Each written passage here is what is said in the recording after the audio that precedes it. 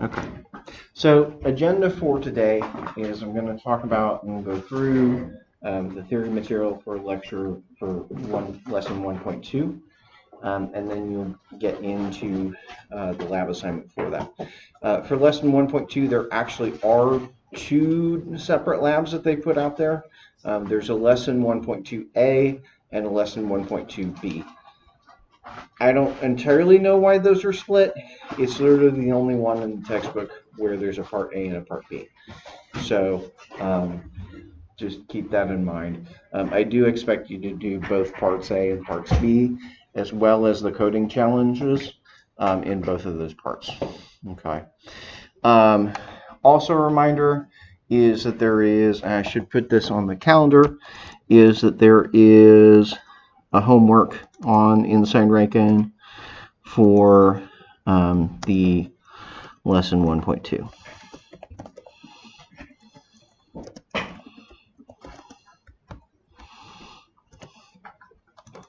Same thing here.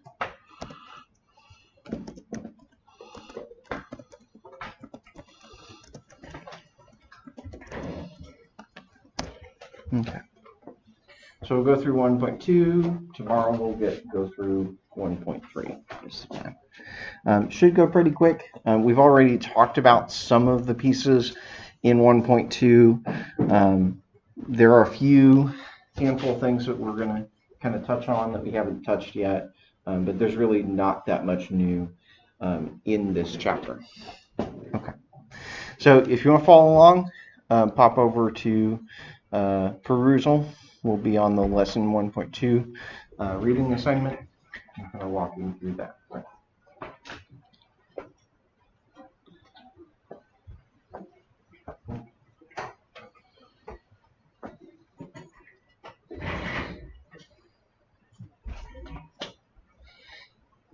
So this chapter is mainly focused around layouts, user interface, different parts of that. Again, some of the stuff I demoed yesterday and the day before. We kind of try to do something with the login screen. So some of the stuff we've already seen, and some of it we're going to see a little bit more of. Okay. So in general, a very important term that Android uses is something called a view. Okay, sometimes also called a widget in the parlance of the textbook and other places. But a view is the base class for anything you see on the screen. Everything and every little UI element that you're going to see on the screen is a view of some sort, right? So if we have a label, well, that's a view. We have an input box, that's a view. We have a button, that's a view.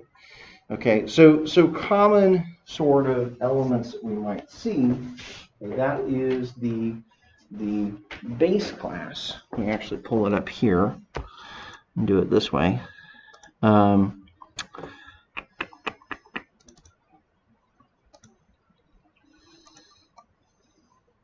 Nope, that's not what I wanted. I wanted a Jamboard.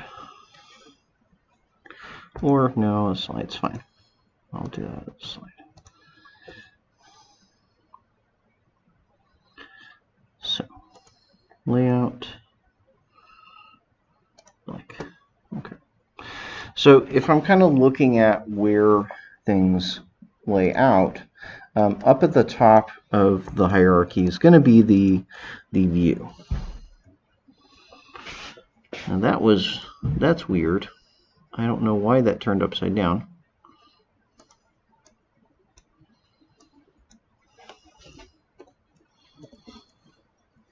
So up at the top, we're going to see that there is the view class.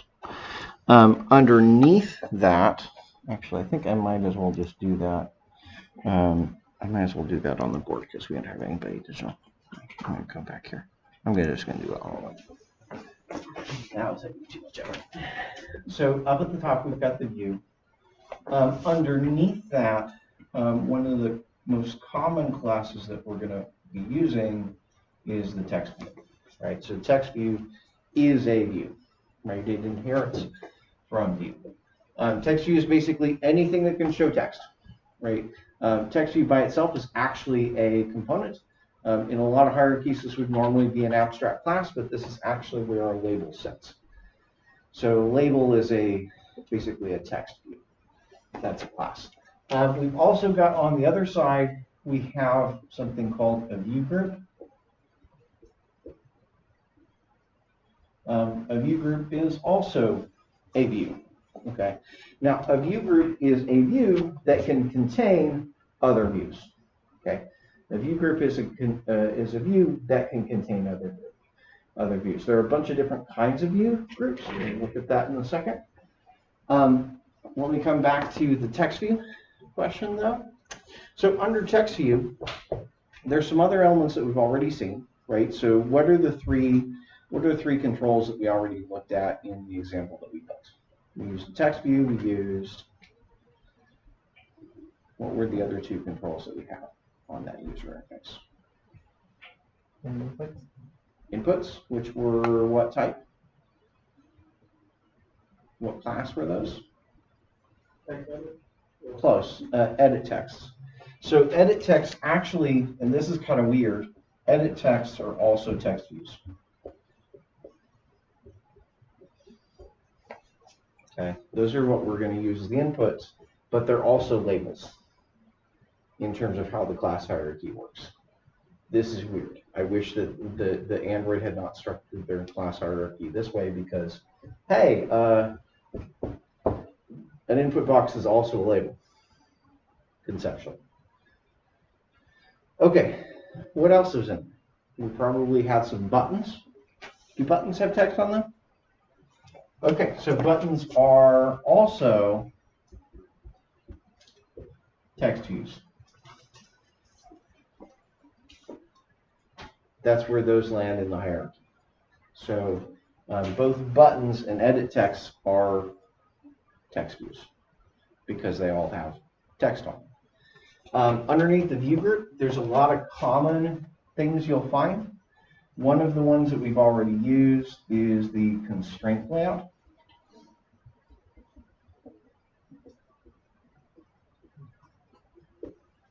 That's the most common tool that we use to lay things out today on the UI, is we're going to use constraint layout for that. There's some older layouts, such as linear layout.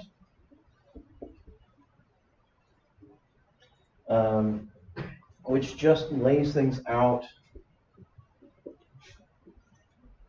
in a line, either left to right or up to down, horizontally or vertically. That's also a view group because it contains multiple views. Another one we'll run into, I think on Friday, tomorrow, is the scroll view. Oh, yeah, that's right. We haven't talked about that yet, have we? Yeah. Scroll view allows you to put an element inside of it, and then the whole thing scrolls. So you wrap something, you wrap a single view in a scroll view, and then you can scroll the whole thing. Also in this category is the recycler view, which we'll be talking about in a few weeks. And that also falls in as a view group because it contains multiple views. Cool. So there's a lot of different things, a lot of different layouts and other containers that fit under here as view groups. There are things, we've got a few controls under here that fit as text views. We'll also find there's some other things that maybe are views but not text views later on as you're kind of playing around with things. But that's the large view of where those classes kind of sit. Cool. So they either have view or view group as their base class, large in part, but all view groups are views. All view groups are views. That's important to keep in mind. Cool. Okay. So another mention here in terms of what is a view. So a view is, again, basically our UI components.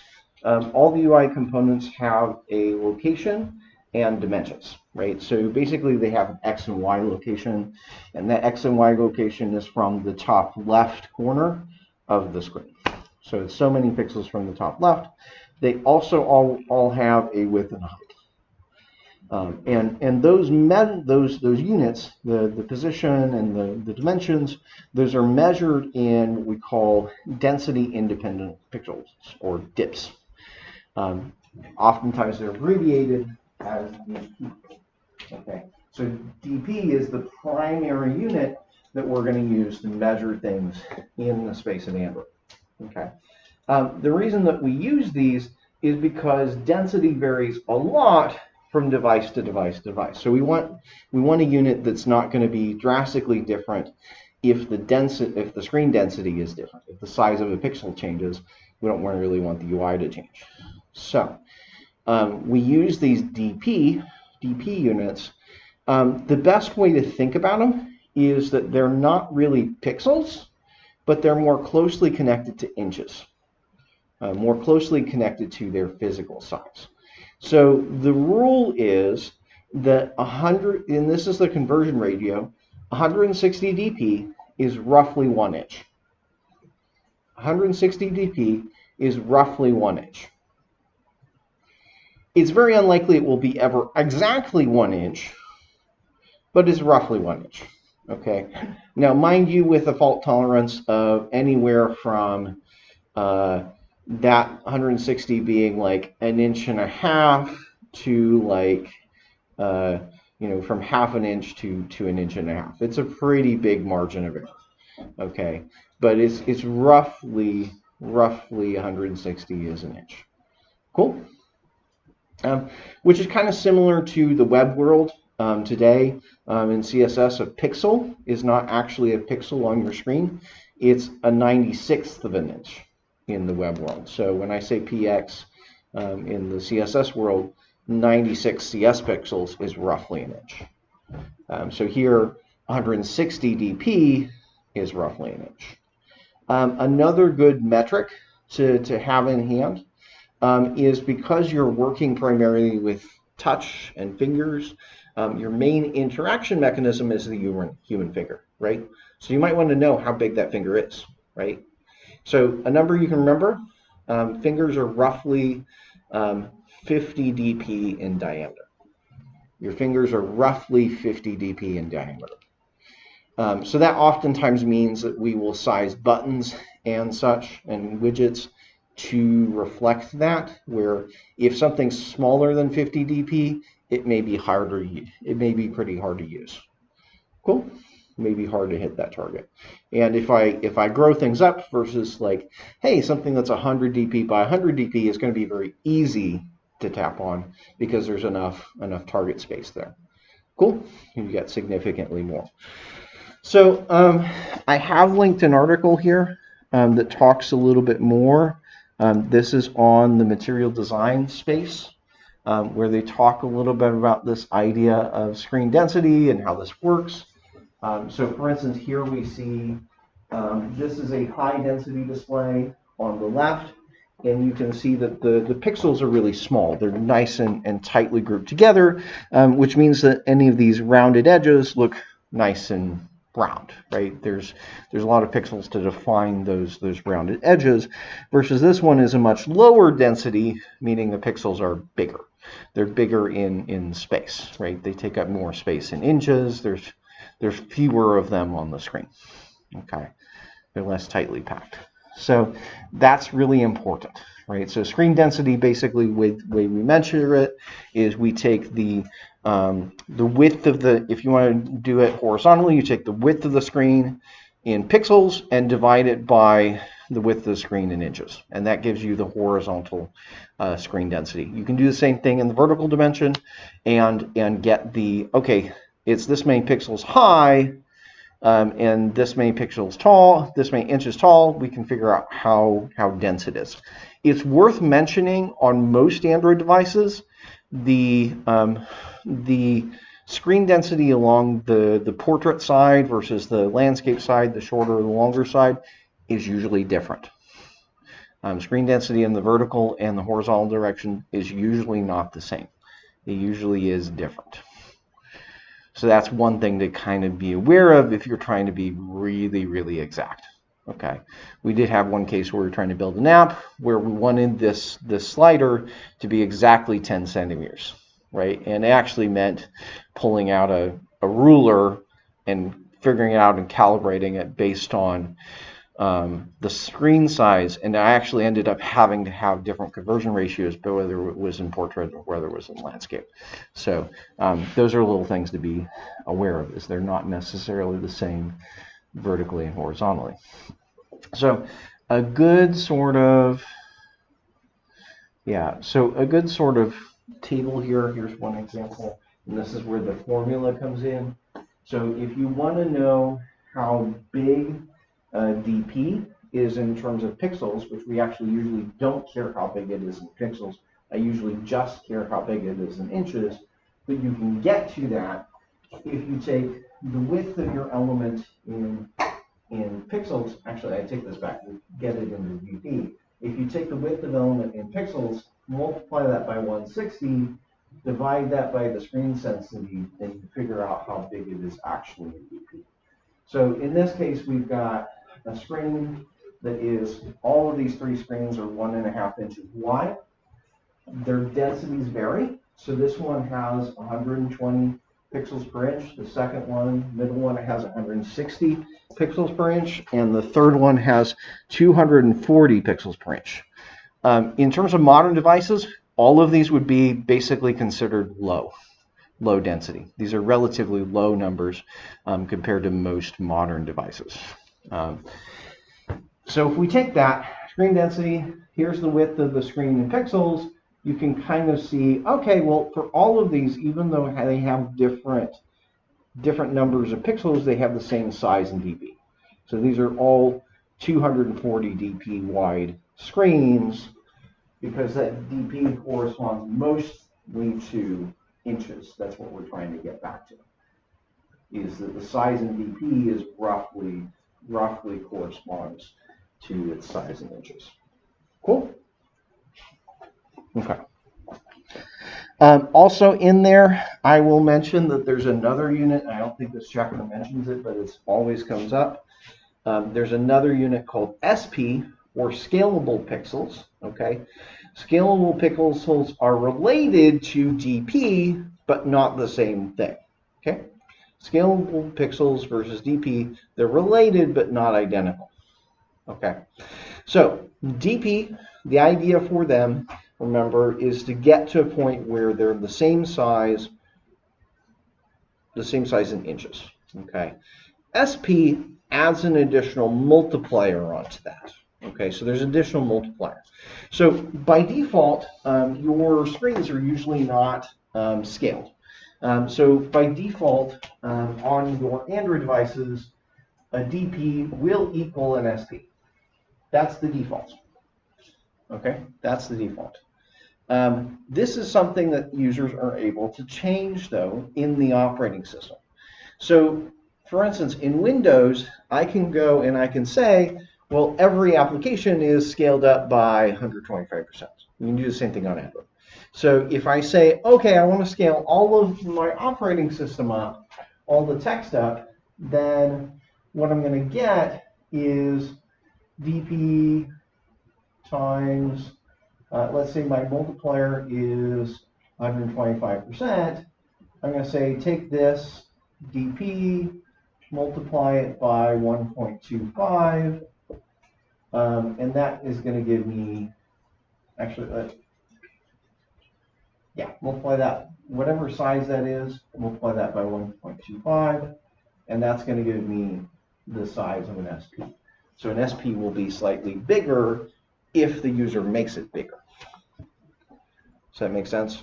So an SP is something that can change based on the user's choice within the operating system.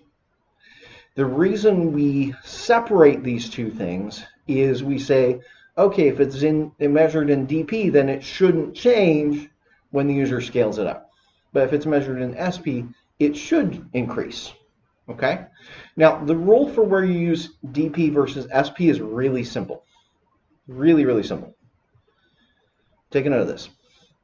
So, if you're working with fonts, font sizes, text sizes, use SP.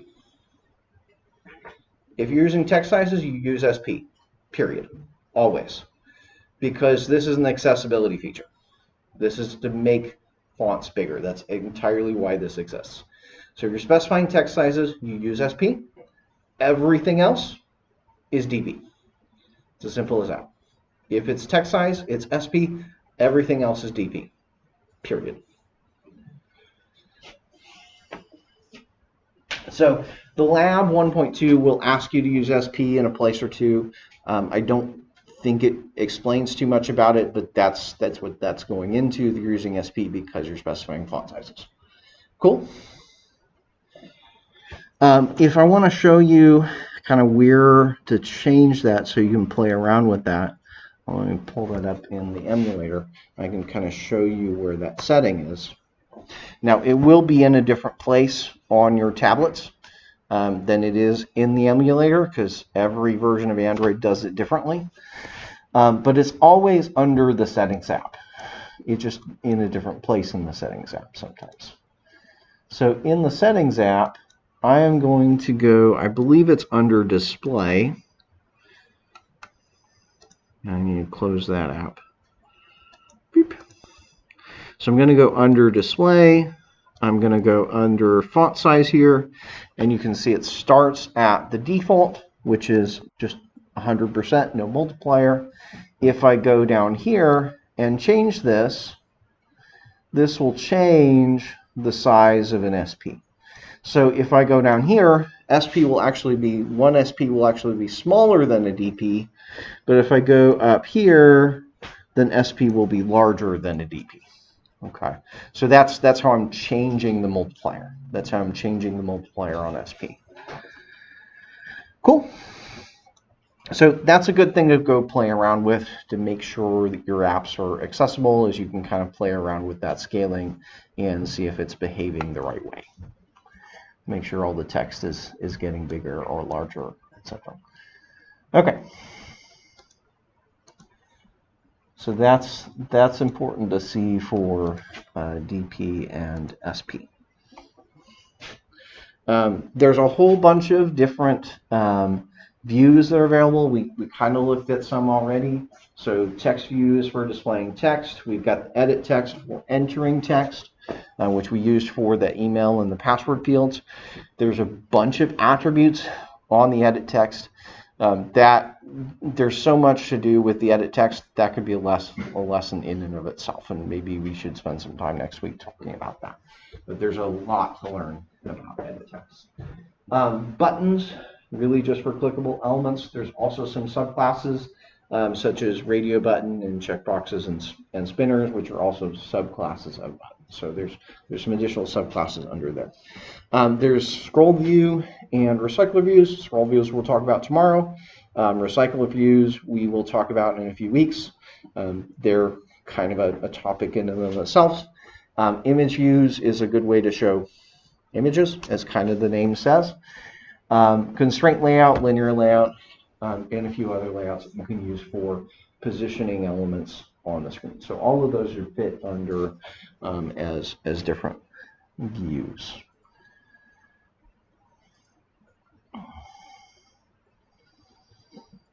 So a few view groups that are there. I think I already mentioned all these: constraint layout, scroll view, and recycler view. So those were in my graph up in front. When we're talking about layouts, historically it was really common to nest layouts. It was really common to put layouts inside of layouts to get the behavior that we needed. And that dates back to, originally we really did all of our design with two layouts: linear layout and relative layout.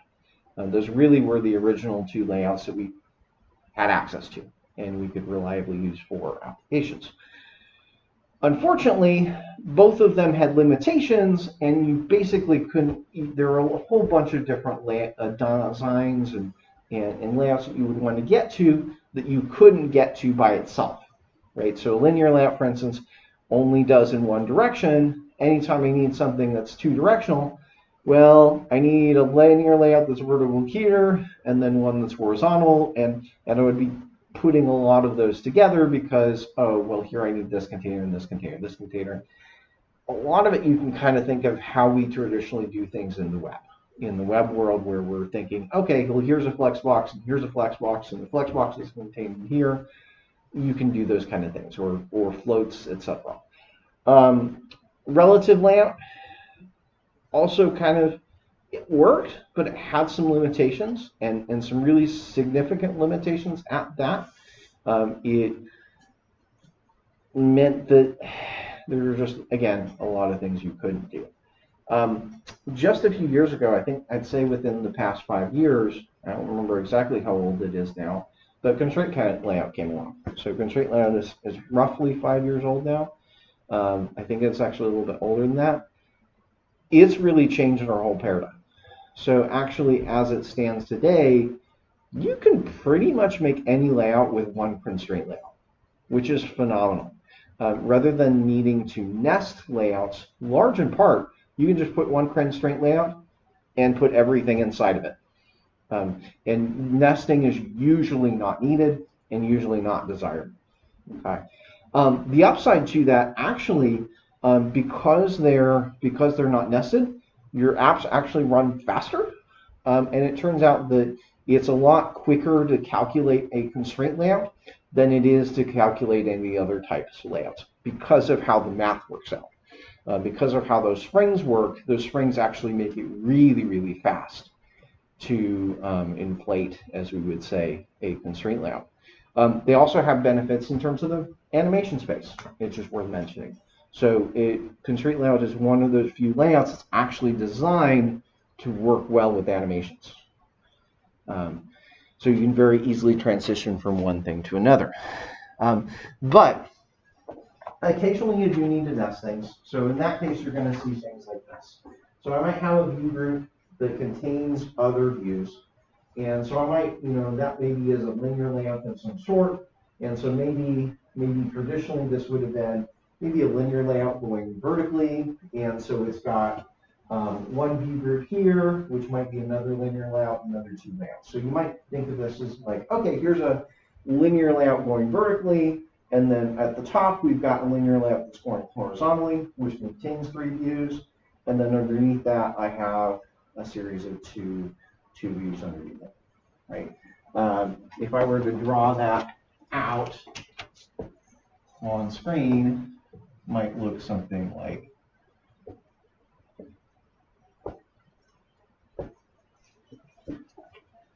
that is what something like this might look like. So here's an outer linear layout, and here's an inner layout going horizontal.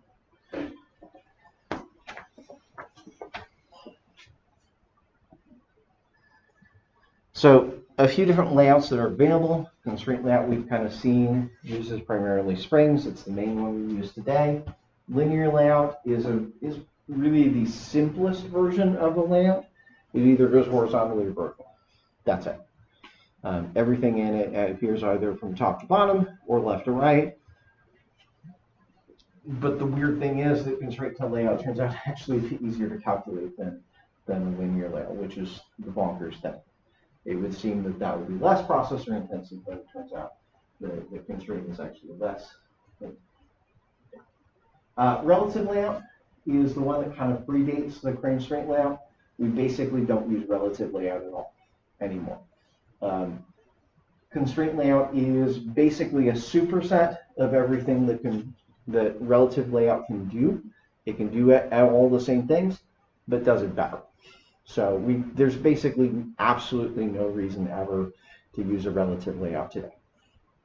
Constraint layout is always a better choice. In fact, it's to a point where there actually is a button in Android Studio. If you have a relative layout, you can click a button and it will convert it to a constraint layout.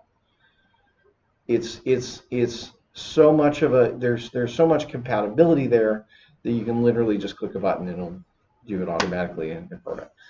Usually you have to do some adjustment afterward, but it will get you 90% of the way there. There's also a table layout, which you can see kind of on the bottom right here is an example. It's kind of like an old HTML table. And for anybody that's come from that world where you're laying out pages with tables, which was me at some point, that kind of makes sense. I will say that constraint layout does that case very well. So I don't think that the table layout is, I don't think there's a purpose to ever use table layout over constraint layout. Just saying. Frame layout is one that is useful and does come up. Frame layout is unique in the sense that it's not really a layout like anything else. Frame layout just stacks everything on top of it itself that you stick in there. So if I stick 5 views inside of the frame layout, they all appear on top of each other. They take up the entire frame, but they appear on top of each other. It's really good for things where either you need layering, where you need things to appear in front or behind each other, which does happen frequently, or things where you need to swap things out, where only one thing is visible at a time. And again, that happens a lot. So frame layout does come up quite a bit, and it's helpful because it's kind of cheap in that sense to have one of those. Grid layout is a way to have things laid out in a grid, a rectangular grid. You can kind of see an example here where things are roughly square. That's one that doesn't fit really into the constraint layout model. In some cases, sometimes you can make a grid out of constraint layout. More often than not, if you really need a grid, you are better off reaching for grid layout. But most of the time, we don't use grid layout directly. We're largely using it through a recycler view. So even in those cases, we're largely using a recycler view kind of instead of using grid layout directly. Cool. So those are some of the ones that are out there.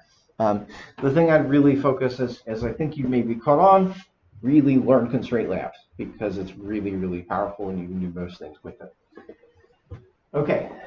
So an example here that we might see, here's a kind of screen. Here's what we get into. And here's the architecture of how it's kind of laid out in the XML, or the hierarchy, as you might say. There's a linear layout, which contains a button, a text view, and then a button. In the XML, it's kind of arranged from top to bottom here. So linear layout on the outside, we've got a button, which is that top button. We've got the text view, we've got the button. So you can oftentimes view this in 3 different ways, from kind of the code view versus the designer view versus thinking about it from the hierarchy to kind of get to where you're trying to see, where you're trying to have the layout be. Cool. XML, as it turns out, is really a hierarchical language, just like HTML is, where you can have things inside of other things and think of it as parent-child relationships. Okay, let's talk about the layout editor. So you will find that there's some screenshots in this reading material. I and the labs, fair forewarning that these screenshots are old, and Android Studio has been changing almost every year. So I think these screenshots are about 5 years old. Things that on the screenshots are not exactly where they are today. So for instance, you might see on the bottom left that there's a design and a text tab. You remember that those are now on the top right and look a little bit different than they do in that screenshot. So rather than showing you the screenshots here that are old, I'm going to go over into Android Studio and use that. So let's take a look here. So when I'm under a designer, let's go through the panels. What are the things that they're calling out? So remember, we can go up to the top right. We can go to the code tab, see that. We can go to design tab, see that. Or we can go to split and see them next to each other. Obviously, in this view, we have less space for, say, the palette and things like that. Oftentimes, I'll use the split view when I'm kind of trying to tweak the code and see a preview of what's happening with it. Versus like, hey, if things are broken or I just quickly need to do something in code, I might go this way. But most of the time, I'll just stay in this design view when I can. It usually ends up being the most productive for me. What else? Looked at the sign. We looked at the palette. Palette's where we can get the components pulled in. There's a hierarchy here, down here, which shows us how the different components are laid out. So we can see, for instance, in the component tree, the constraint layout is at the root, and then everything is inside of it, right? So there's really just two levels, right? Constraint layout and then everything else inside of it. It's also worth mentioning in here, you can drag these elements around. So oftentimes what I'll do is I'll drag these elements to kind of reflect where they are on the screen. So the label, like the email labels there, input, etc. So I'll usually arrange these so it's from top to bottom as much as I can by dragging those around. When you initially add the controls, they're just added in the order that you added them, which usually ends up being pretty random, especially since usually the most productive thing is like label, label, label, input, input, input, button, button, button, and just kind of grab the controls and throw them on. It usually leaves a bit of a mess. So especially if you're looking at the code, it's helpful to, we're trying to suss out what's going on here. It's often helpful to rearrange these to be top to bottom. Just drag them. You can also see the IDs quickly there. So I can see the ID of the component, and you might see that there are some yellow and some red marks on those components. Everybody see that? So if I hover over the yellow, it'll tell me what's going on. Both of these things, whether it's yellow or red, indicate that there's a problem. Red indicates that there's a higher severity problem. Yellow would be a lower severity problem. Okay, so in terms of the yellow, it is saying that there's some hard-coded text, right? Click badge for detail. So if we go in here, and it says here, extract string resource. So basically what's happening is that when we set this up previously, we hard-coded the string in. We hard-coded the text that's appearing in that label. And I can check that in the code view. If I come over here, we can see that it says Android text, email. This is the thing it's actually complaining about. Remember that we saw that there's a strings.xml file? You remember seeing that strings.xml file? That's where we need to put all user visible strings for translation purposes. So that is what it's complaining about. It's complaining that you have a string here that should be in strings.xml. Now, an important thing, you're going to get this warning for things that are in the XML files. You won't get this warning for anything that's in the Java file. You're going to have to be very diligent about putting those strings in the Java file, because it won't tell you, hey, here's something you should extract. Cool. Oftentimes, there's really no way around it. You always have some strings that end up in your Java code and some strings that end up in your XML, or at least initially. So we want to get all of those into the XML. Now, the good news is there's a really easy fix here. If you hover over it, it may kind of tell you what's going on there. You see there's an option for extracting string resource, and it tells you, hey, if you want to do this, you can do Alt-Shift-Enter. Okay, so I'm going to do that, Alt-Shift-Enter, when I've got the text highlighted. It's going to pop up a dialog like this, okay, and it's going to ask me some questions. So the first thing it asks me is, what do I want to name that resource? Second thing that's in there is the value. The value is just pulled from the hard-coded text that you have there. But the name, never take the default name. Let me emphasize that. Never take the default names. The default names are bad, are really, really bad. Don't use them, okay? What you want to use for the name needs to be something that, first of all, it has to uniquely identify the string, because two string resources cannot have the same ID. All it does, the default, is it takes, okay, you had email there, so the ID is email. It's just putting as the ID the exact same thing that was in the text. which makes it a pain in the butt to figure out where did this come from, where am I using this on the UI, etc., etc., etc. So what I put in the ID actually should tell me where it's being used. That makes sense? So where is this string being used? Well, it's being used on the main activity, right? And it's being used on a label for the email field.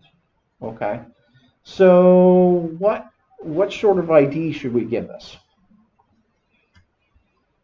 What sort of name should we give this resource? Main email label. Main email label? That's reasonable. Okay. So let's call it that. Main email label. Oh, and I misspelled it. I'm going to fix that. So large in part, though, what I find, yeah, you'll notice that that's the same name as the field, the same name as the ID of the switcher. That's okay. That's usually a good sign. That's usually what you want. So I usually end up with those being close or the same. Now, let me fix this. Let me fix that spelling. So I should be able to go to refactor, rename, label, and that should fix it here. Okay, so now it's label, and in fact, if I go over to the resources, values, strings XML, you're going to see that that entry is here now. So oftentimes that's all you have to do is just extract the string resource, problem solved. I can do the same process for the password label. So if I go down here, hit, what was it, Alt-Shift-Enter.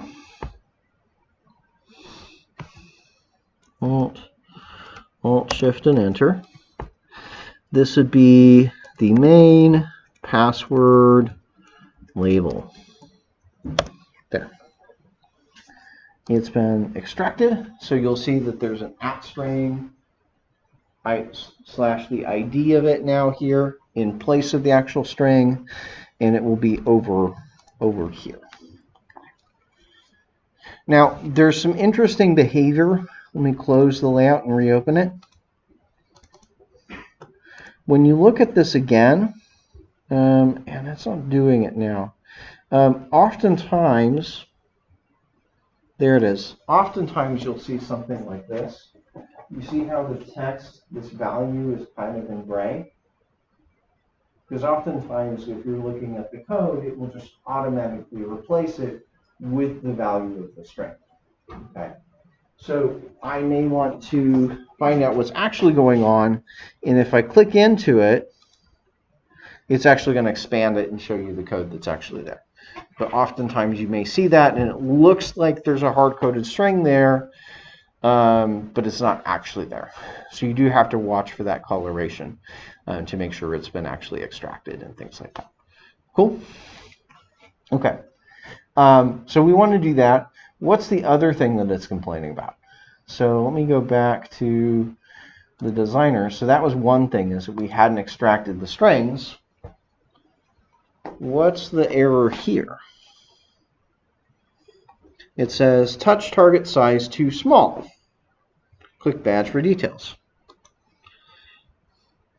So it's saying this item's height is 45 dp. Consider making the height of the touch target 48 dp or bigger. So it's saying, hey, this input field, for whatever reason, out of the box is 45 dp height, 45 dp tall, but remember, how big did I say the average human finger is? About 50 dp. It's about 50. So that's what it's complaining. I don't know why they picked the number 48, but that's roughly in line with the 50 number that I gave you. So if we wanted to correct that, we just need to set the height on that to 50, sort of 48 or bigger. So you can actually hit fix. It'll give it a min height. And if I go back to the code view, we'll see on here that that's the minimum height is set here. And if I wanted to bump this up a little bit, I could bump it up to maybe 50 dp and go back. So a lot of times, some of these things it can just auto fix it for you. So I'm going to go do that same thing here, fix it, and then change it again to be 50 instead of 40. I'm really surprised that it doesn't do that out of the box. That it doesn't by default have a minimum height of 50, but I think that's a newer warning that they've added. We can still look on there. You'll still notice that there's some shields. There's still a warning. Oftentimes you'll fix one and then there'll be another one there. So we can still look at what that is. And it says, hey, use autofill. So by default, these things, when you add them, don't have autofill hints. Autofill hints are really important on the mobile side for the same reason that we did it for the web, is we need to tell it how will you autofill this form. So autofill hints, we want to set this. We need to set it to tell it what kind of data should it autofill into that input. So let's say autofill, beep, autofill hints. It'll give us some suggestions.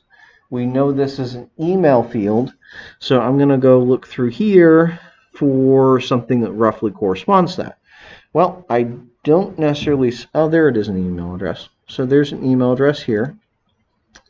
And I can do same thing with the other edit text.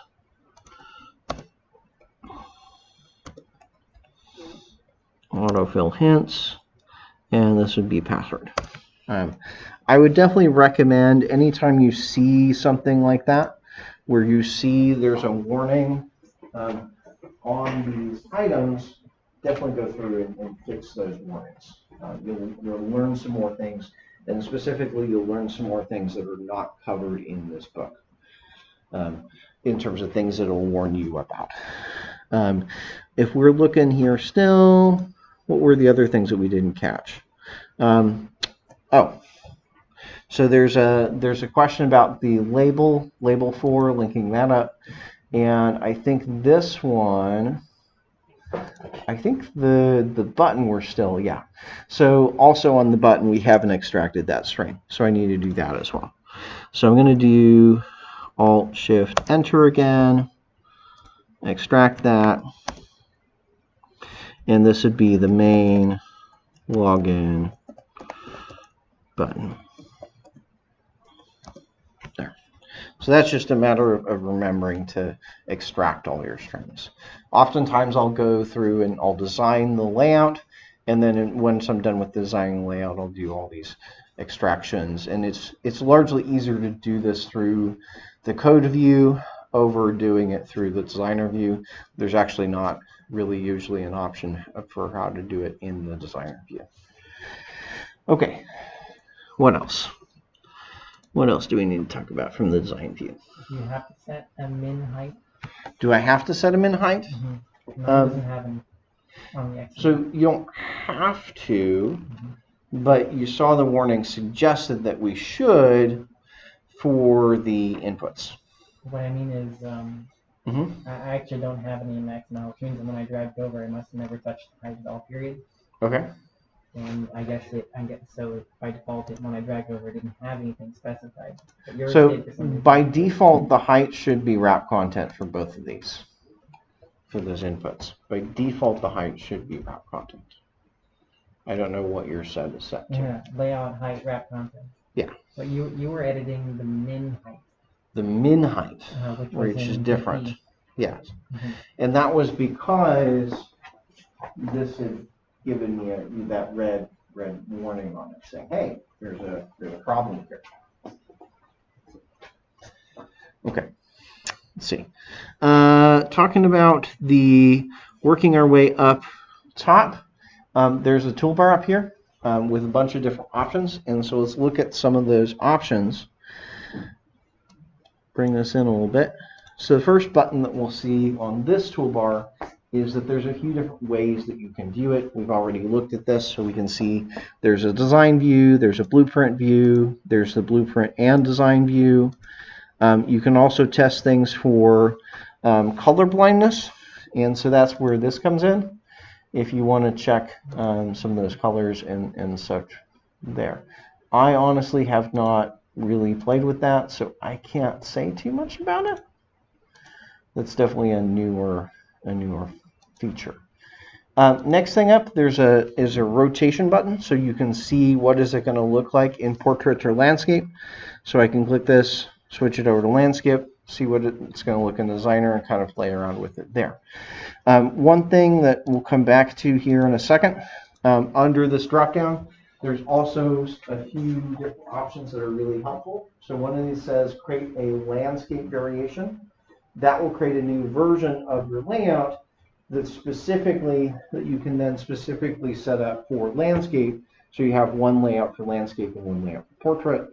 Similarly, there's an option for tablet, because oftentimes we find that, oh, we need one variation for phones and another variation for tablets. Okay, so oftentimes that may mean we have up to 4 different variations of the same layout to target different devices. Cool? And that can help you get there. That's going to be part of the lab assignment, actually, is to work with that. Next up is there's an option to switch between dark mode and light mode. You'll see it's labeled as night and not night, because historically this was originally invented as a way of saying, well, it should look this way between these certain hours and then look a different way between these certain hours. Android really changed its thinking on that and said, oh, this is really a bad idea to have it change based on the hour of the day. And so that feature went away, and then eventually went, oh, well, we can hijack that feature to do light and dark mode. So it's actually today on modern phones, it's used for light and dark mode, not based on the time of day. So we can test this. If I go here tonight, we can see what this layout looks like in dark mode. So we can test it both in light mode and in dark mode. We can also change what device we're targeting. So oftentimes I may want to target our Nexus S, our emulator, to make sure that this is going to fit on any device out there. So that's where you'll change that. You can change the different dimensions there. You'll see that there's phones. It's grouped into phones, tablets, Wear, TVs, automotive, etc. So you can see kind of broad classification of like what is it going to look like on this kind of device. So that can be helpful in terms of testing purposes. Our tablets that we have are roughly equivalent to this one here, the Nexus 7 2012. Your tablets are pretty close to that one. So if you want to see how it's going to look on the tablet, you can go there, turn it around. We can do landscape or portrait, vice versa, and see how that's going to look there. So that can be very helpful to figure out which device you want to work with. Now, just a note here, anytime you start or come back into your layouts, you're going to see that it defaults to the first item on the list. Pay attention to that. That means large in part before you start doing anything with your layout, usually make sure you're picking the right device to start with. Otherwise, you may find yourself needing to go back and redo work. I would really recommend starting with the smallest device available, that being the Nexus S, because it's 4 inches, and then later scaling it up and looking at it on larger devices, because you'll generally catch issues if you work from small to large that you wouldn't catch if you work from large to small, if that makes sense. Sure. So I would recommend working that way. Next up, you've got a drop down here that you can switch themes. This is not one we'll play around with right now, but it might be one you want to play around with later. So right now it's just picking Hello World, which is the applications theme. Here you also have the option to switch it into another language. So for instance, if you have a translation file for Spanish, you can preview it in the Designer in Spanish. So that can be helpful from a testing perspective, although usually when I'm testing translations, I largely have to do that on the device itself, just a heads up. Most of the time you can't just test it in the designer because a lot of times language issues happen from the Java code as well. And so you can't test any of the Java code problems from the designer, just the XML. Okay, so those are some options on that first toolbar. Next up, on the bottom, this toolbar changes based on what layout you have. So based on what the layout is at the root of your activity, the root of your layout, this toolbar is going to change. So the specific options that are there because we are in a constraint layout. Is everybody clear with that? Those options are there because we're in a constraint layout. So there's some view options. The view options, we can say, do I want to show all the constraints? That's the first checkbox in here. Let me switch this over to Blueprint because it's a little bit more obvious there. I can check that on and check that. By default, if it's unchecked, you're only seeing the constraints for the element that you have selected, versus if I say show all, then it's showing constraints for everything. I find that option very useful to look and see, okay, just show me all the constraints to see if they're where they expect them, because it makes it easy to catch where there might be problems. You can also turn off and on margins here. I don't know that has that much effect, especially on this one. Oh, there it is. You can vaguely see it because our margins are pretty small. It's hard. And then other things there. Show system UI is also a really important one. Let me go back to the design view. If you have system UI turned on, then you're going to see the status bar as well as the application bar on top. If you have that turned off, which is the default, you won't. The reason that is very helpful is that takes up space on your screen. And so oftentimes developers forget to plan for that additional space that they don't have on the screen. This preview assumes that you have the full screen to yourself, which basically never is the truth, never is the case. You're always giving up space to other things. So oftentimes I may want to turn that system UI on so that I can make sure I'm not having a layout that's just a little bit too tall that it runs off the bottom of the screen. Cool.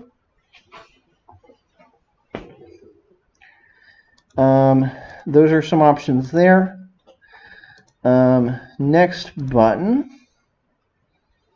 we've got enable auto connection to parent. What that does is when you drag in a new widget, a new component, if it's turned on, it will potentially connect it to the parent, the outside edges of the screen. I would always recommend turning that off. I would not recommend using that feature. I find that it causes more problems than it is helpful. And I think by default it is turned off. The next thing you have is the default margin. Default margin is set to 0, as I kind of did with my demo. I usually set this to 8. I would really recommend setting it to 8 before you do a bunch of heavy layout stuff. You will save yourself time rather than having to go put margins back in everywhere.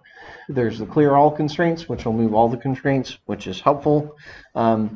There is this magic button called infer constraints. Looks like a little bit of a magic wand.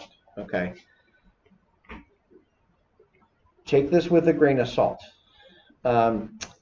What it's there to do, what the workflow for that one is actually clear all the constraints and then press that button. And what it'll do is guess what the constraints should be. It works sometimes, but it's wrong more than half the time. It's wrong more than half the time in my experience. So it is something you can play around with.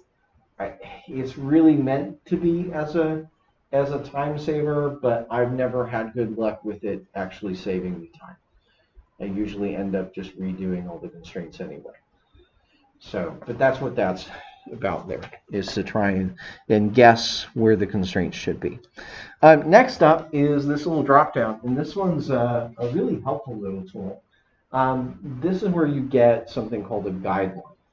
Okay, and actually this is one of those tools that, in addition to all the stuff that constraint layout can do, can really superpower what constraint layout can do.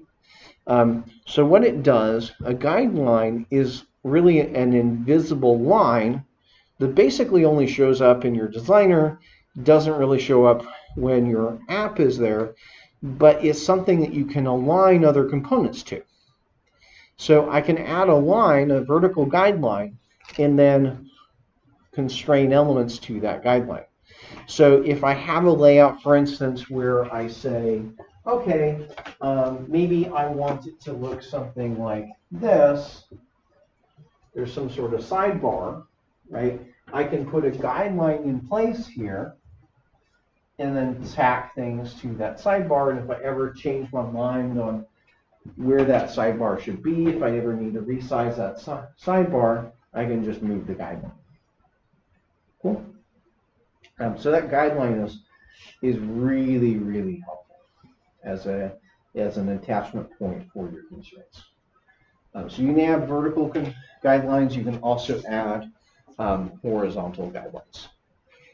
There's also something in there. There's vertical barriers and horizontal barriers. They are very weird. Suffice it to say, and historically they've had some bugs. So they are useful in some scenarios, but watch out that they may not behave how you want it to. Basically, the idea with the barrier is it takes either the widest or the tallest thing. So with a horizontal barrier, it's take actually I think it's backwards.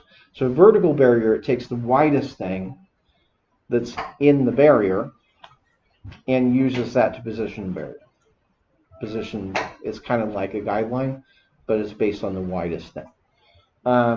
Versus a vertical barrier, or sorry, horizontal barrier is based on the tallest thing within there.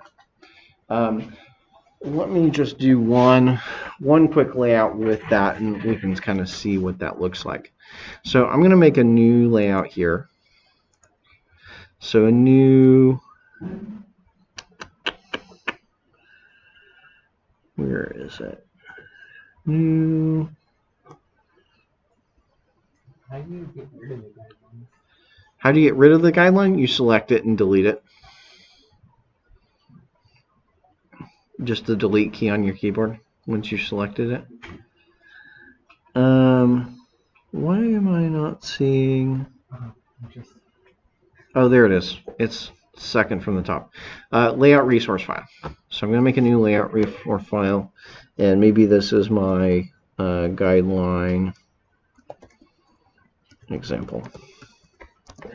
So one situation where you might use these, let's say I have some labels on the side,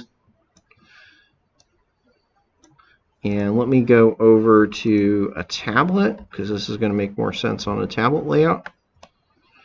And so let's say we've got 3 labels here and they're all different lengths, right? The text in them is different lengths. So this is 111, 3 characters, maybe 6 characters, and another, actually I should be using M's here. Let me just use M's. MMM.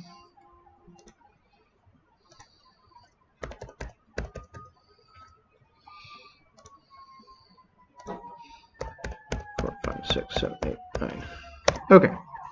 So I've got 3 labels that are all different lengths. And oftentimes I might want to set up a layout that's maybe where these labels are to the left of some input boxes. This is actually a very common cases where barriers come up, barriers and guidelines come up. So if I put this in here, let me add in some input boxes. So plain text, plain text, plain text. Okay. if I were to just attach the constraints like this, left, take that to the left, take that to the left, attach this to the left of there, this to the left of there, this to the left of there, you can see that it's staggered and it's not very pretty, right? So I generally don't want to do this like ever, that kind of layout where they're strictly connected to each other. Now, another thing that, but prior to having constraint layouts, one of the ways in these guidelines, prior to that, what we would have done is you might say, well, okay, well, let's just attach all of them to the left side of the longest one. So if I attach all of these to the left side of the longest one, it works, right? Sort of. They're all nice and lined up, right? But the problem is I'm assuming that that is the longest one, which oftentimes doesn't pan out so well. I don't know why that one's not exactly connected to the edge. So maybe this one, something happens, and this one is shorter. Now everything goes like this, and it doesn't work, right? You see the problem. So oftentimes that's where people start saying, well, I'll just anchor it to the widest one. Well, we don't know which one is the widest one because those labels can change, and they're going to be different lengths depending on the language that you're dealing with. So I need that to be variable. Okay. So one thing I can do is, rather than attaching them to the left of those components, I'm going to remove all my constraints, move these back over. I might say, make this 8, beep, or 16. Because I need a little bit more space here because we're on a tablet view. Beep, beep. What I might do is I might add a vertical guideline. And you can kind of see when I added it, it just kind of added it over here on the left. Okay. Do you see the number 20 in really small letters? Do you see the arrow? Okay. So right now, this is set up, as you can see, I can change the size of it. It's set as a offset from the left side of the screen. So it's set so many dp away from the left edge. You can actually set it into a few different modes. The guidelines can be either a set number be dp from the left. If I click the button, maybe. I have problems clicking mine too. Have they changed how this works?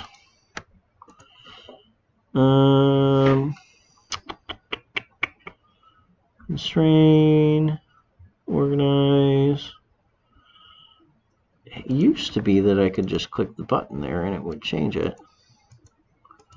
But I'm not seeing.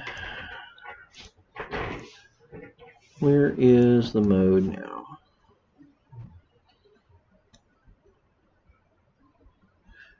Okay. So there are 3 modes here, and I'm not seeing how I switch it. But traditionally, you've been able to switch it from, I want to be so many dp from the left, so many dp from the right, or a certain percentage. So here it's about 160. I could go over to the right and say, hey, it's instead it's going to be 160 dp from the right. It'll look like this. Or I could do something saying like, hey, it's 20%. You can do a percentage. I think that needs to be 0.2. There it goes. So it's possible to do that, and I don't know why the cycling's not working there, but it's possible to do that in 3 different modes. Right? So you can do it from a certain number of dp from the left, certain number of dp from the right, or a percentage. Don't use the percentage. Percentages don't scale very well. Use a dp. So what we want to do let's say we say, okay, this sidebar is 160 dp. So I'm going to make it 160 here. Okay. So that says everything on the left I want to fit into that 160 dp, and everything on the right is then going to be attached to that. So this might look like so. I might say boop, boop. Attach this, the left and the right. The left is to the parent. The right is to the guideline. The left is to there, there, there, there, there, and there. Now, you might ask, why did I add a constraint on both sides of that left column? Show over the blueprint view because it's fading out really. Why did I put a constraint on both sides of those labels? Okay, so if you just put the constraint on the left side, you're just saying it has to be attached to the left side, but it can grow past the guideline. By attaching it on both sides, I'm saying, okay, connect it. It should start over here on the left side of the screen, but it can't go over. It can't go over the guideline. That way, I can set it up to word wrap instead. That's why I want to put both of those on that side. Now, how do I get it to stop centering? I just need to make the width take up all the space. So I just need to go through all of the labels on the side and set their width to match constraint. I don't think it had all of them selected. Boop. There it goes. Match constraint. So by having them width match constraint, then they won't be that center alignment. Cool? Yeah, so oftentimes the center alignment right now, couldn't you? You what? You could still set them to center alignment. I could still center align them if I wanted to, but I want them to have that stretch to be fully the width that's available. And same thing here. I want to set all of those to be match constraint.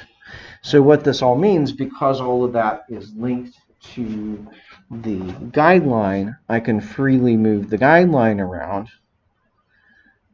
and get a different layout without having to kind of redo everything. Cool. And do the same kind of thing in the vertical direction as well, because sometimes you have similar things there. But most of the time that gets used in the horizontal direction for things like this.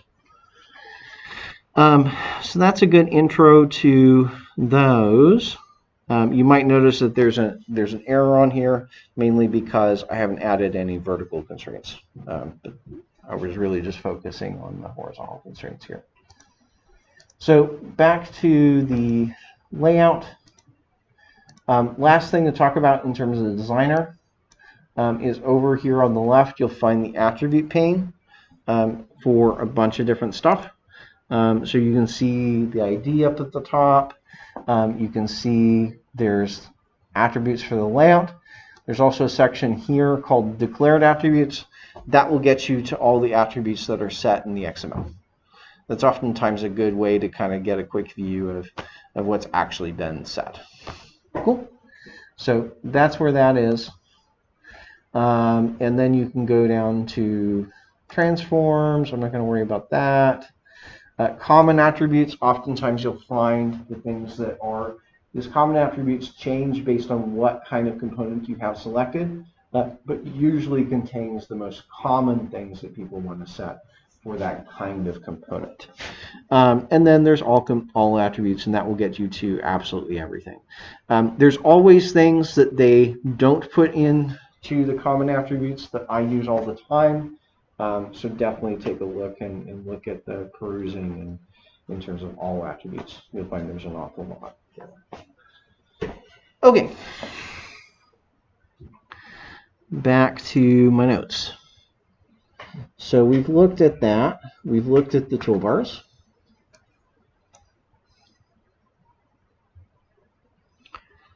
using the constraint layout. We've talked about how to kind of use some of those handles.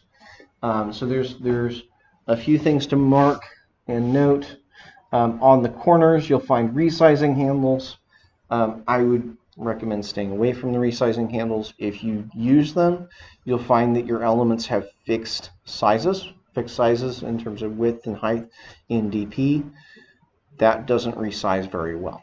You generally want to stick with match constraint and wrap content. Those are usually the only ones you want to use as much as possible. The reason being, they really resize responsively. Cool. So usually stay away from resizing it manually that way. You can, but you'll want to fix it afterwards. There's also the constraint lines. There's a baseline handle. You might see here in the screenshot. You see this little bar. This particular kind of constraint, this baseline constraint, only appears for things that are text views or subclasses of text view. It's an interesting one. Now, if I click on any of these elements here, these are actually all text views, remember? So a button is a text view, an edit text is a text view, and a text view is a text view. But notice that none of them have that button. You haven't seen the baseline button. Okay. It's moved. It's still there. You can still do baseline constraints, but it's in a different place. So if I remember right, to get into baseline constraints, you have to right-click on the element and say Show Baseline. Then the button appears. Okay. Baseline constraints are weird. Let me just say that. Baseline constraints are weird. And let me actually pull up my example again, and we can look at this. So if I do a baseline constraint, pop this out. A baseline constraint is, make a note of this, is a vertical constraint. A baseline constraint is a vertical constraint. It doesn't constrain the horizontal position, it constrains the vertical position. This is really easy to miss because when you're looking at a baseline constraint, it looks like it should be a horizontal constraint. It's actually a vertical constraint. So the way this works is if I take this here, I'm going to drag it to another text view. So these two text views are connected. It's going to line them so that their baselines are at the same vertical position. Their baselines at the same vertical position. It's weird because the line is this kind of squiggly going from here to here, and it looks like it's kind of going horizontally, but it's actually vertical. Cool. Again, it only works if you're connecting a pair of text views together. If either of the two things is not a text view, you can't use a baseline constraint. It only appears when you've got two text views next to each other, is where you can use it. Which gets extra interesting if you want to use things like spinners, because historically spinners don't support baseline constraints. So this doesn't work if you want to position like a label and a spinner next to each other. Spinner is basically a drop-down. So that's how you get the baseline constraint. Cool.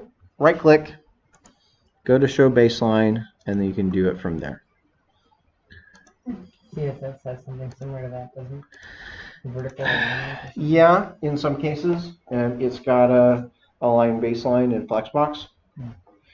So you can do that sometimes there, but it's not like these two elements are constrained to each other. It's like everything inside of here, everything inside of this Flex container is aligned to the baseline. So, we looked at constraining elements. We kind of know how that works. We looked just there at the baseline constraint. Here, when we're setting widths and heights, you can either pick the wrap content or match constraint from this dropdown. You can also get to it by toggling these buttons in here. So these pair that's horizontal will toggle the width, and these will toggle the height. They'll toggle between 3 settings. They toggle between match constraint, wrap content, and a fixed dimension. So it's like, okay, and the fixed dimension it picks is based on whatever's on the design. So if I'm on the Nexus 4, I'll get one width when I go to fix, versus if I'm like on a tablet or a larger phone, then I'll get a different dimension. So it's worth mentioning the fixed dimension that is picking when you get through there is based on the particular device you're previewing it on.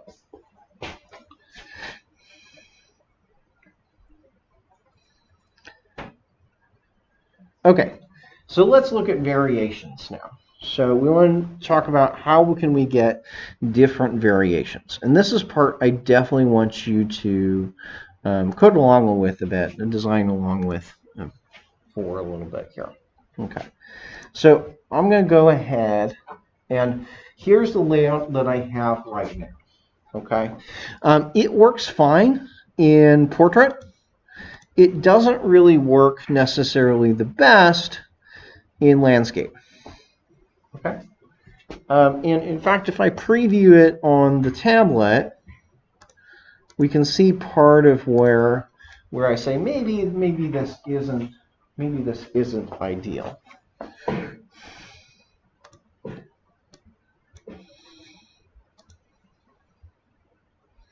There we go. So again, here's it in portrait. There's it in landscape. Okay. There's kind of a lot of wasted space, and especially because of this application bar, or always horizontal, takes up a pretty sizable chunk of the space in landscape. Okay. So I actually want to make a specific version of this layout for landscape. And what I'm going to do is I'm going to lay these things out left to right. So I'll put the email field, the password field, and then the login. I'll arrange it from left to right that way. Okay? So the way we start this, again, Zach, I said before you stepped out, is we want to code along with this part. So pull this up. What we're going to do is go to this orientation side. I'm going to show you how to work this. And we're going to create a landscape variation. Okay. I'm going to create a landscape variation. Now, out of the box, this variation will be the exact same thing as it is in portrait. It's just going to create another file. So if I were to look in the project now, under layouts, you'll see the activity main is now like a folder, and there's 2 variations in it. There's an activity main XML, and there's an activity main that's labeled with land, short for landscape. So there's a portrait variation and there's a landscape variation. The first one doesn't have any text after it because portrait is the default. Portrait is the default, landscape is override for that. Cool? So what Android does is basically it's going to magically pick the right layout to use. It's going to automatically switch between these 2 layouts for us. So here I want to go to the landscape version. You'll see I have my portrait one. This should actually be in portrait. And here is my variation that is my landscape variation. Okay. So what I want to do first is actually clear all the constraints. Remove all the constraints on the landscape variation of this. Yes. And Discord should be going. I guess it died. Is it back up and running? I see. Okay. So in here, first thing I did was I cleared all the constraints. I removed them all.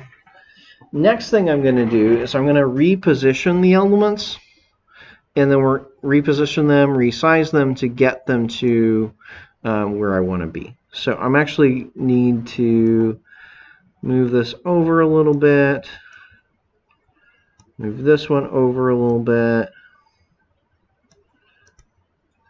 I'm going to move this here.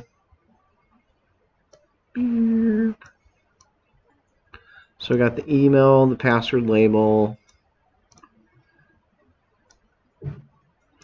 the pair of inputs, and maybe the button over here.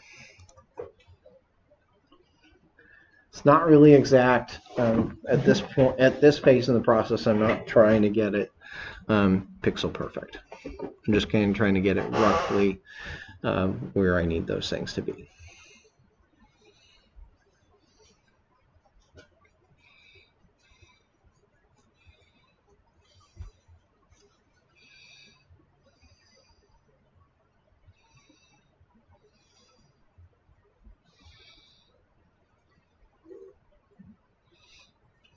So once you're there, I'm going to take this and stick it over on the right, and I'm going to constrain the login button to the right side of the screen, and I'm also going to constrain it to the top. So we're just going to constrain for the second. I'm going to constrain the login button to the top right of the screen. I'm going to constrain the email label. Maybe, actually, I should probably, let me clear these constraints again. I should probably add a guideline in here first. So I'm going to add a horizontal guideline. It's going to help me position things. And I'm going to move that down to maybe 50 dp looks about right. So I'm going to position that at 50 dp.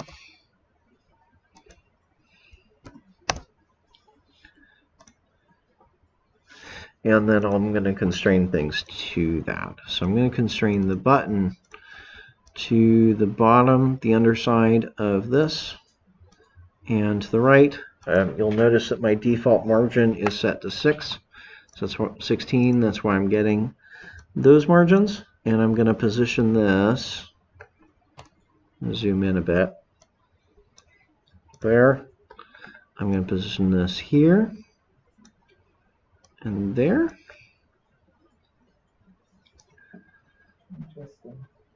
And then I'm going to sandwich I'm going to position that to there, to here, to there, to here, to there. Actually, I want to, this one? To just position things easier. Yeah, how did you do it? So you go to the guidelines up here, and I added a horizontal guideline.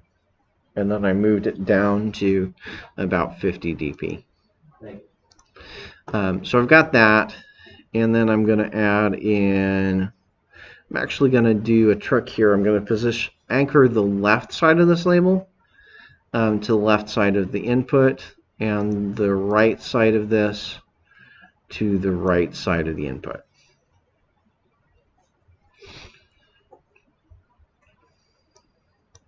I'm going to do the same thing with the other label.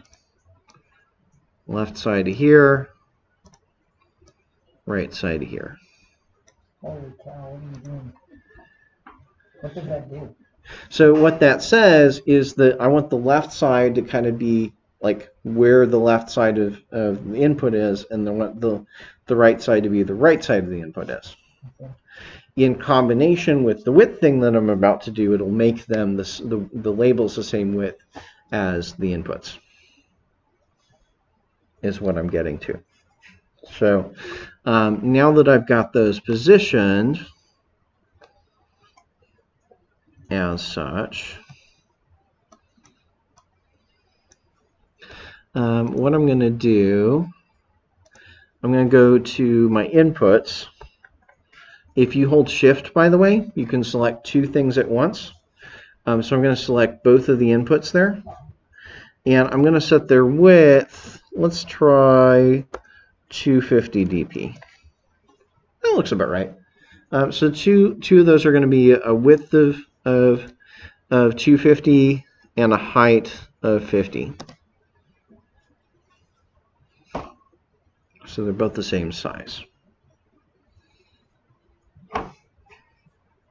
So 250 wide by 50 high. And then for the labels,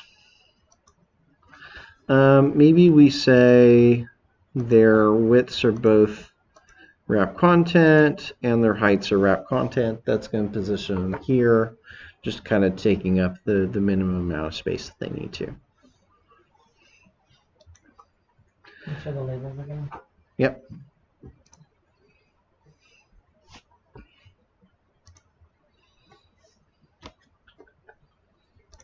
I didn't hold shift. That's why. I don't know why it's not selecting both of them. So I set both of their widths and heights to wrap content. Okay. On the button, I want to make sure that that's wrap content on both dimensions as well. Okay. So wrap content by wrap content there. All right. Got it. So now that we have this running, okay, so we have something closer. Now notice what's happening in the actual emulator is different than what I have in my designer. Does everybody see that?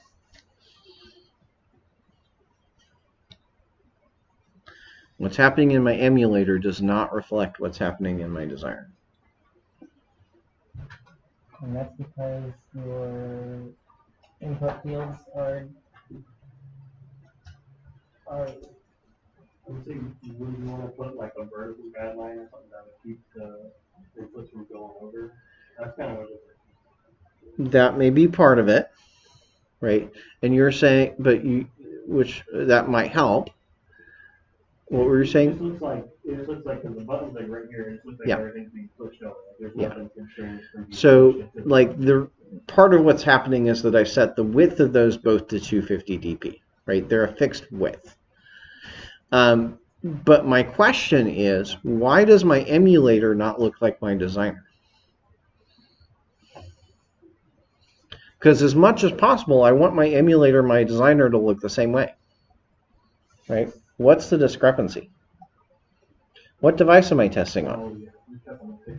I'm testing on, I'm designing on the Pixel. I'm designing for the Pixel, but testing on the Nexus S. Okay, so let's switch our preview to be the Nexus S. Okay, if I go to the Nexus S, I go back to landscape.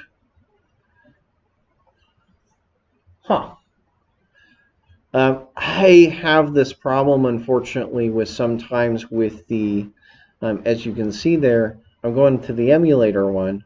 Oftentimes when you go to the emulator one, it will go to your default orientation for that emulator.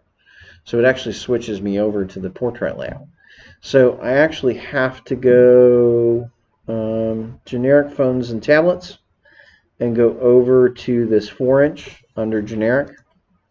And now we're looking at it in the Nexus S in the same way that what we have here, right? So this is what you're actually seeing, right?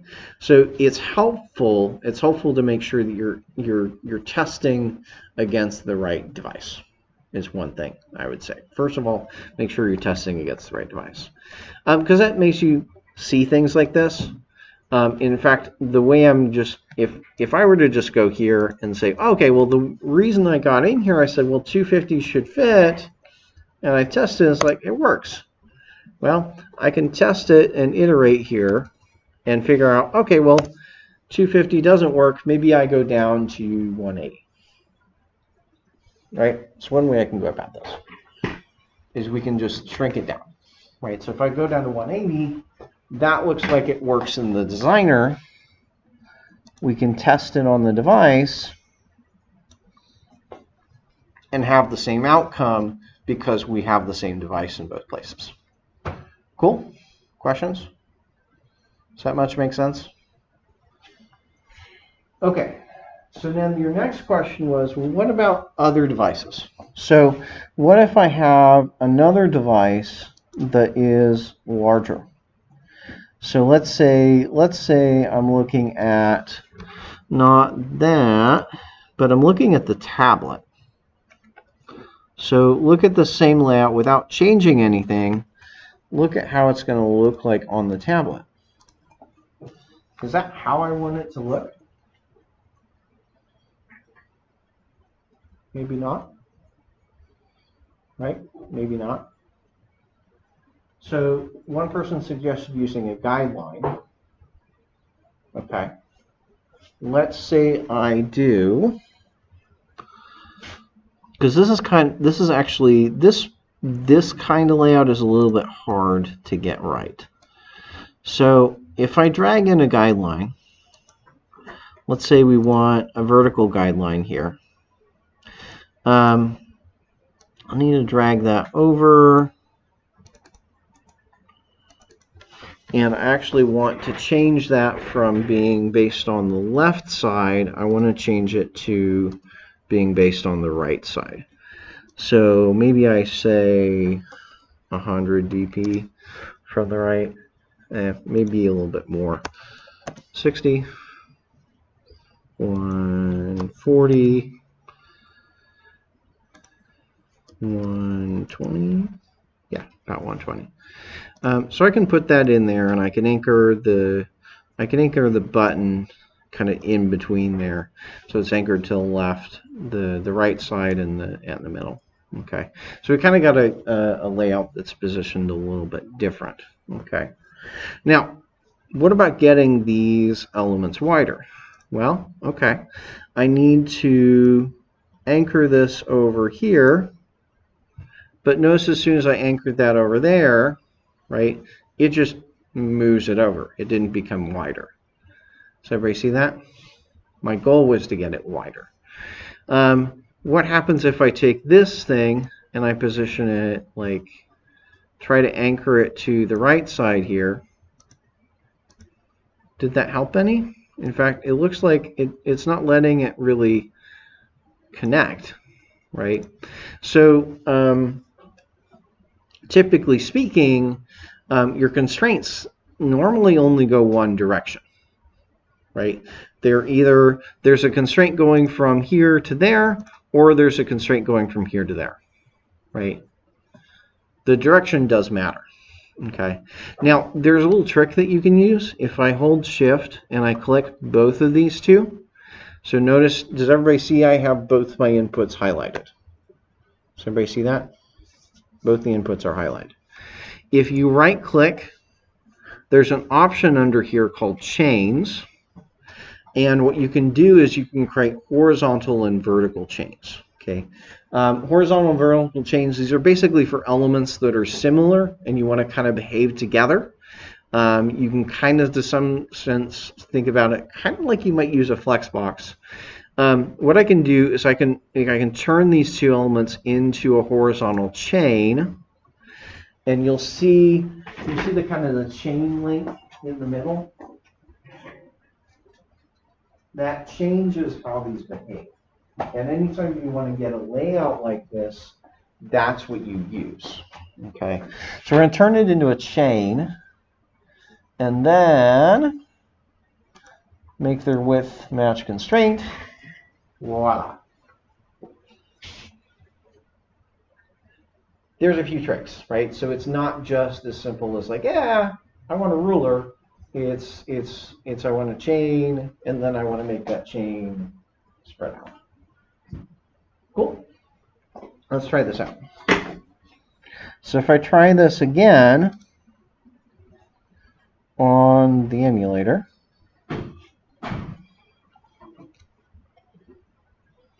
that works like it should, right? So it's roughly 180 dB, just like dp we had before. I might want to go to my AVD manager, make a new one. Why don't we make a, let's see, I want to go to a tablet, an Nexus 7. I don't want a Nexus 7. No, I don't want a Nexus 7. I just want the 7-inch WSVGA because it's a lower resolution tablet. 30. And so I'm going to solve this my 7-inch API 30. It's going to roughly correspond with what you have as a physical tablet.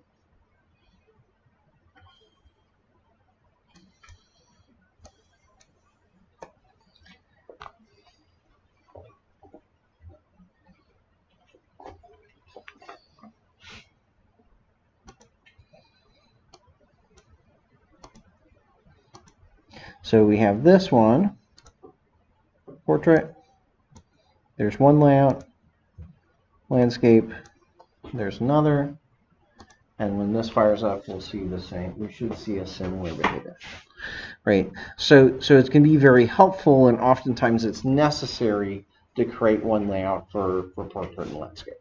Cool. You can kind of see how you can do that. Really, they're treated as two completely separate layout files. Unlike I said with some of the other things, remember that your IDs need to be generally unique, but the IDs between the portrait and the landscape need to be exactly the same. The IDs between the portrait and landscape variations, they need to have the exact same ID. Just be wary of that. Okay, you don't want to have one ID in portrait and one ID in landscape.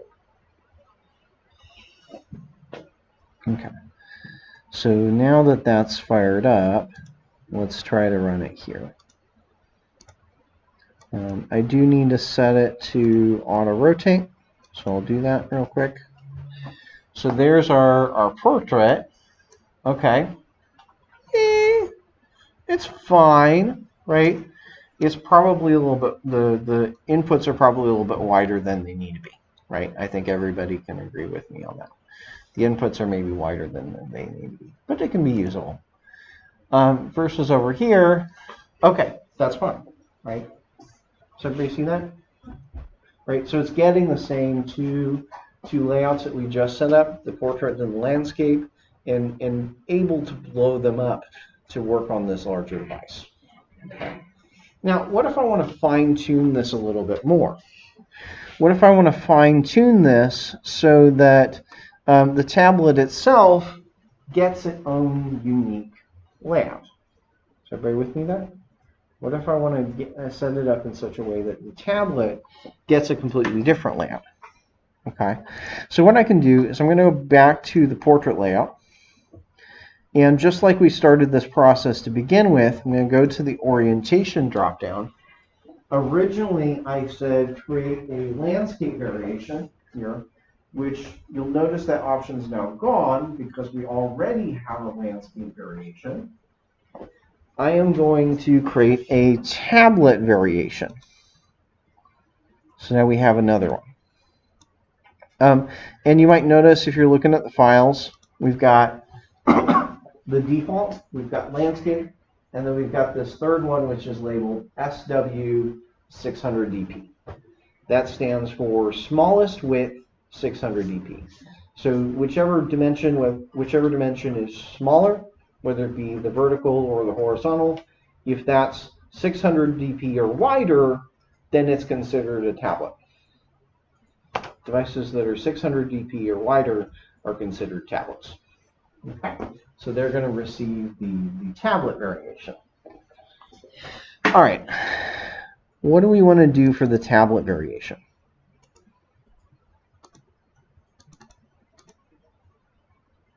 What do we want to do different?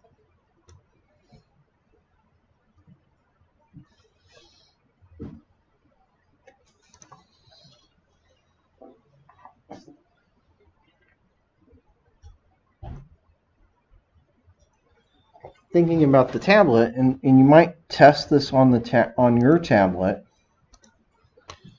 How do you feel that this layout would fit better on the tablet? This is one that's really hard for me to see actually in the emulator. Again, I would really recommend pulling out your physical tablet and trying it. Is our physical tablet a 7-inch tablet? It's a 7-inch tablet. Yeah. Pull it out, try it. You're asking us about this layout, right? Because the problem here with testing tablets in an emulator is I can do this and that. I can freely resize it, and so it's hard to get a good feel on what is big and what is small and what the physicality of it is, because you can resize it and because it's not necessarily directly tied to how it feels physically. tablets are really hard to test on. What are you asking about? The size of it or the layout? So try to run it on the tablet. And then just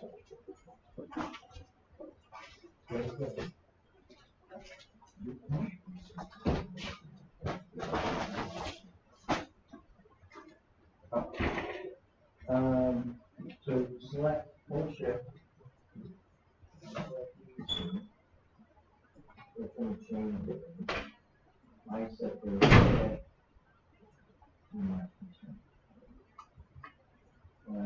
but we're missing something because that didn't quite work. So something in terms of the constraints isn't right.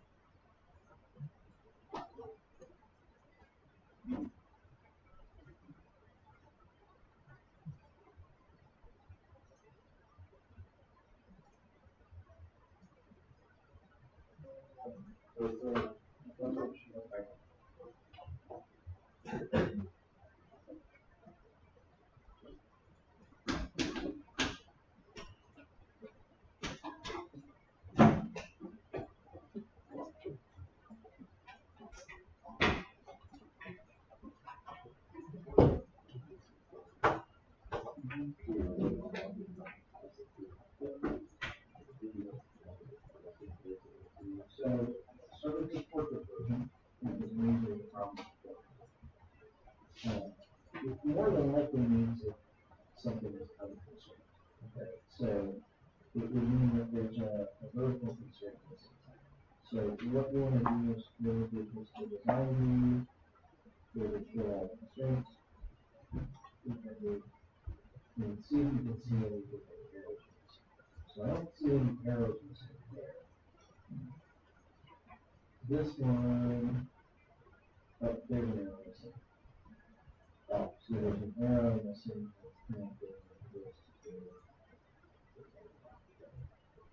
So that's why it's that way.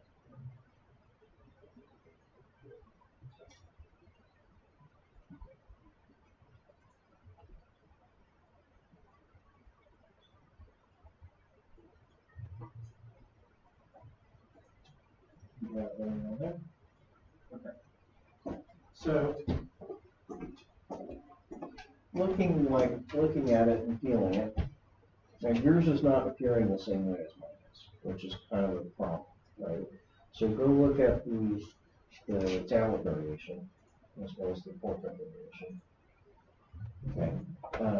I had set the widths of all my elements to match constraint, except for the body, and you have not done that. So I set those to match constraint.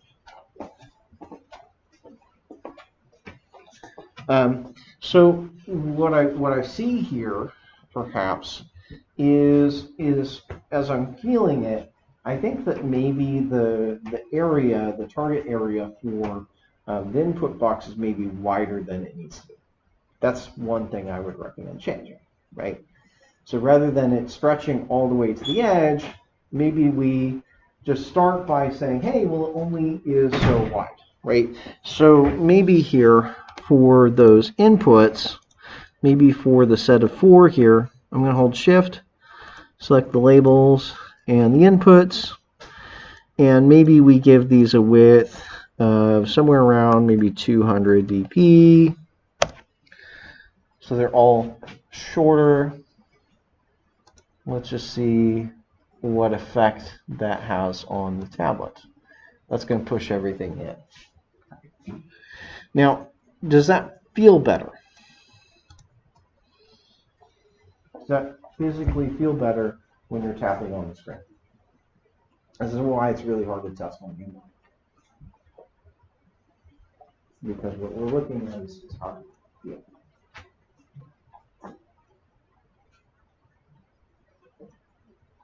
Maybe in the portrait view. The portrait view first. and create a tablet variation, your civil landscape variation. So double click on project. There it is. Now, go to the drop down. This one? No, this drop down, second one. Go to create a tablet variation. There you got a tablet variation. That's the one we're working with. That's the one. Does anybody try decreasing the width and finding on tablet?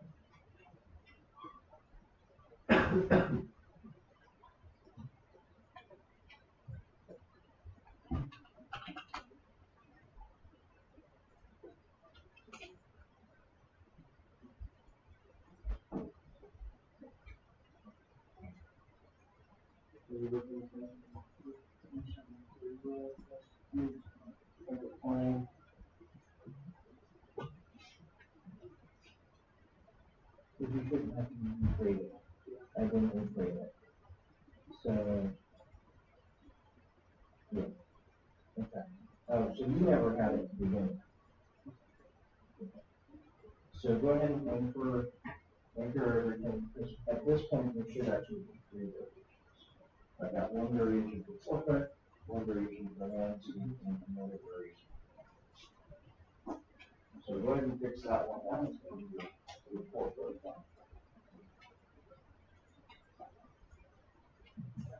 How's that one? It's a little better. Feel better if it's not? I think it's small, but yeah. It's, okay. So what can we do about that? Is it too small? I think so for the size it's going to kind of round to this one specifically. Okay. So maybe play around with if it's a text size question, maybe play around with the text size. So if that's what you think it is, maybe up the text size. So you kind of see how, okay, so we've got a different variation of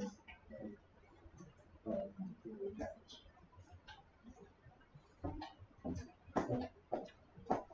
So let's try playing with the text. If I try to increase, I can actually select all of these, Control Shift. I'll try to just Shift, select them all, and change the, where is it, text size, and maybe we make these 24 SP. Let's try 24 SP on the tablet. Okay, maybe better. I understand the box wasn't filled in, but what was it before? What was it before? 16? 14? 14? Okay, yeah, that sounds right. 14 SP I think is the default. So if we increase those, that can help to kind of fill it in. I think maybe the boxes are a little bit too narrow now. So maybe I go up and double the width as well. So if I go again, beep, beep, beep, beep, beep. Oh, nope, I don't want to select the button. So those top 4, maybe 400. And let's just try 400. So a lot of it comes down to just kind of doing some trial and error till you get to the point where you want it to be. I also I think intuitively, I think I would add some more margin up at the top. So maybe on top of the email label, we might add maybe 100. We'll just see how that looks. So to just bring it down because it feels like it's a little bit too close to the top. So a lot of times I have to kind of play around with it and get it to a different version. How did you move it down? You just added more margin to the More top? margin. So there's 100 points of margin at the top. And you can kind of see that in the blueprint over 16. Or I think it was originally 8. So that brought it down. So there's a lot of different knobs that you can play with, but the point is you oftentimes get to this place where you have different layout variations for different devices. You'll also notice that it's using the portrait it's using that tablet variation now in landscape and portrait.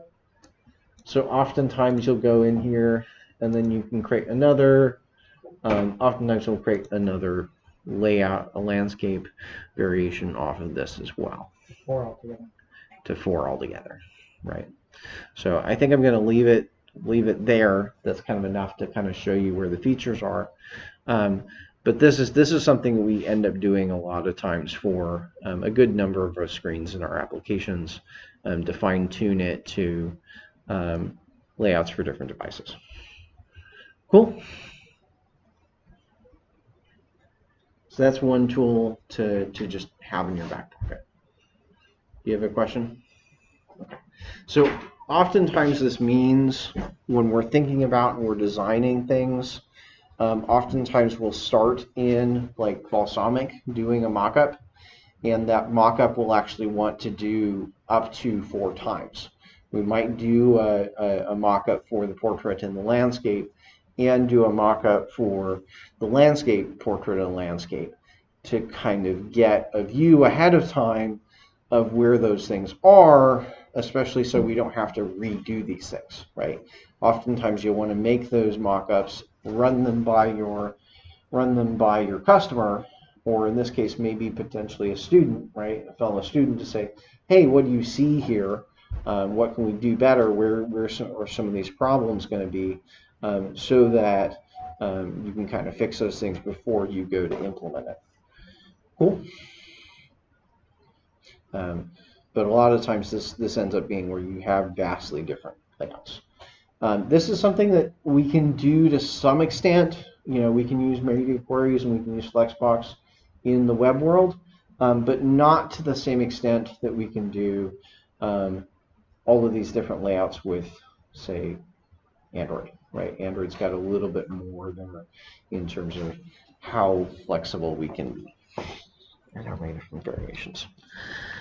Okay, so let's take a look. We talked about that. We talked about the XML. They're talking about how to edit the view properties directly. Identifying, referencing, positioning. Okay.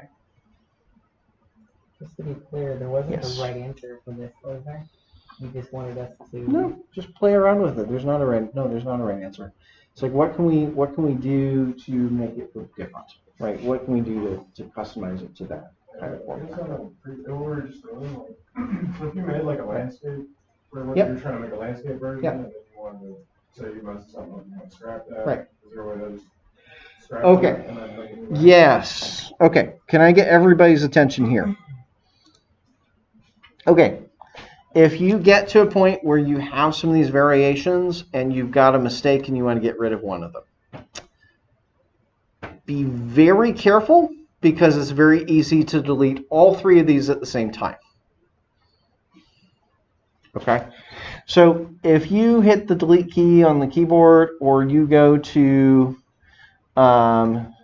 delete here, my experience has been actually large in part that it ends up getting rid of all of the variations, not just the one variation.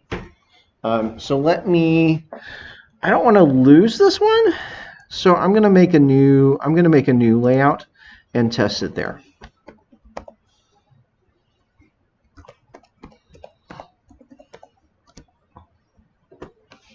So test variation, and I'm going to add a landscape variation for it. So I've got these 2 variations in there. So I'll get rid of the landscape version. I'm going to go ahead and hit delete. Okay. There's this box that appears. It says, do you want to delete this test variation.xml? And there's some options here. Searching comments and strings, save, delete. Okay. What these boxes are intended to is remove any references that you might have to the thing that you're deleting and remove them as well. The problem with that save delete is that's part of what causes you to lose the other variations. So if I remember right, if I leave both of those boxes checked, Delete there it is, actually. Delete alternative resource files for other configurations. If I say yes, the whole thing's gone. Commit and push your code before you try to delete a layout. That is far too easy to do. And it is a lot of work that you just lost potentially if that happens. All right. So what about creating a, let me try to do this the right way. Test var, create a landscape var, and I'm going to try to delete it again. Okay. No. There we go. So as long as I hit no there, I don't lose everything. It's really easy to lose everything. Are you sure? Or something? Yeah, something.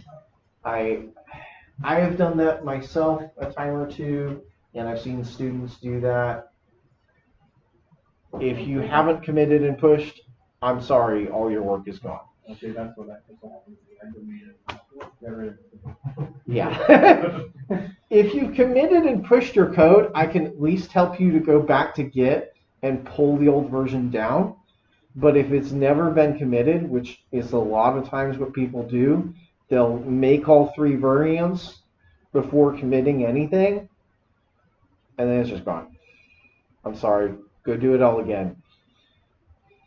And usually it happens when they're close to the end. Like, I was on the 4th variation. Yeah, sorry, it is that easy. I wish that it wouldn't do that. I wish it would just delete the 1 variation that you told it to delete, but yeah, it can very easily delete all that. I have a generic question about how to open files. Yes. So I have a second PC at home. I don't use this one. And I can pull the repo just fine. So its state on my computer should be the same as on this one. But I obviously don't have the open recent because it hasn't been opened yet. Correct. So how do I know which one to in their file directory? Yes. Can you demonstrate that for us? Yep. I tried it last night. So close project. And I'm going to go to open. And I would go to here. Now, the common mistake is to click on 1.1 and try to open 1.1.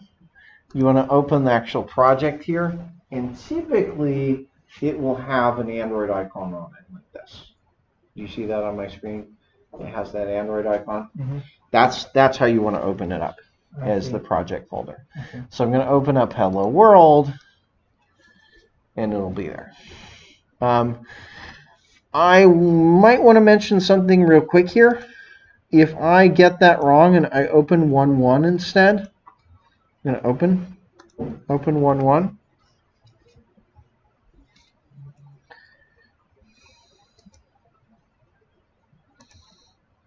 Oftentimes when you come back in here, I've had the case that sometimes this turns into an Android icon, and sometimes it will create additional files just by opening the 1.1 as well.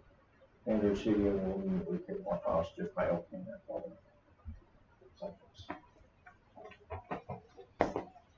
So it doesn't seem to be doing that now, but I remember last year, and if I went and actually it's doing it now. Sorry, it did it.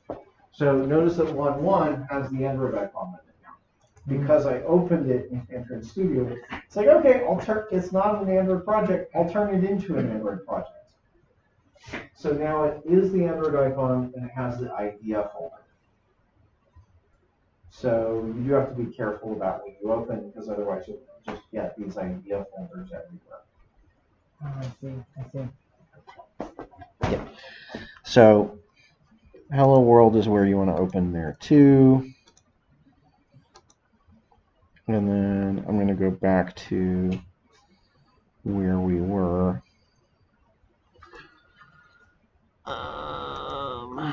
Is that a bad thing? You don't want the idea folder if it's not actually a project? Yeah, it's a bad thing to have an additional idea folder there Okay. because it makes it look kind of like there's a project there, even though there's not. Let's go ahead and take a break. Let's call it a 10-minute break and come back at 2:50.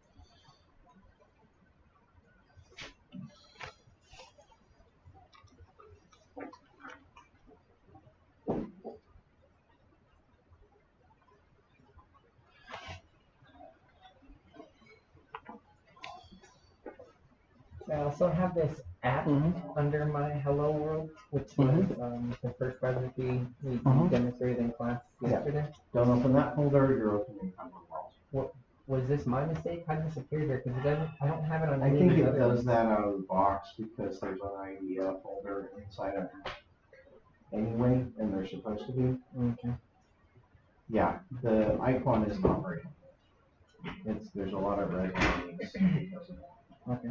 So it'll just be the project title folder. That project folder. And when I opened it at home, it seemed to take a long time to build. It will. It will. I noticed this button was bin, and then this just took forever. Yeah, it'll take a long time, especially the first time. Okay. Especially the first time. That confused me because I didn't know if I opened the right thing or not. Okay.